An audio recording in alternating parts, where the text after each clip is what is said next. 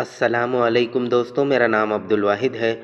آج میں آپ کو ایک کہانی سنانے جا رہا ہوں جس کا نام نیک لڑکی۔ شروع کرنے سے پہلے آپ لوگوں سے گزارش ہے کہ میرے چینل کو سبسکرائب کریں اور بیل آئیکن کو بھی دبائیں تاکہ آپ کو میرے چینل کا نوٹیفیکیشن ملتا رہے۔ حضرت عمر رضی اللہ عنہ مسلمانوں کے دوسرے خلیفہ تھے۔ وہ رات کو گشت کیا کرتے تھے، اس طرح انہیں لوگوں کے حال کا پتہ چلتا تھا۔ ایک رات کا ذکر ہے کہ حضرت عمر رضی اللہ عنہ گشت کر رہے تھے۔ وہ ایک گھر کے پاس سے گزرے، گھر کے اندر سے باتوں کی آواز سنائی دی۔ آپ رک گئے۔ ایک عورت کہہ رہی تھی، بیٹی دودھ میں تھوڑا سا پانی ملا دو۔ خلیفہ سمجھ گئے کہ بات کیا ہے۔ عورت چاہتی تھی کہ اس کی بیٹی دودھ میں پانی ملا دے، اس طرح دودھ بڑھ جائے گا اور اس کے پیسے زیادہ ملیں گے۔ آپ ان کی باتیں غور سے سننے لگے۔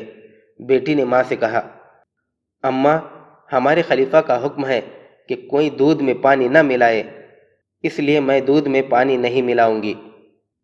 ماں نے کہا، میں جانتی ہوں، لیکن خلیفہ یہاں موجود نہیں ہے، تم دودھ میں پانی ملا دو، خلیفہ کو پتہ بھی نہیں چلے گا۔ اماں، خلیفہ یہاں موجود نہیں ہے، لیکن اللہ تو ہر جگہ موجود ہے، وہ تو سب کچھ دیکھ رہا ہے۔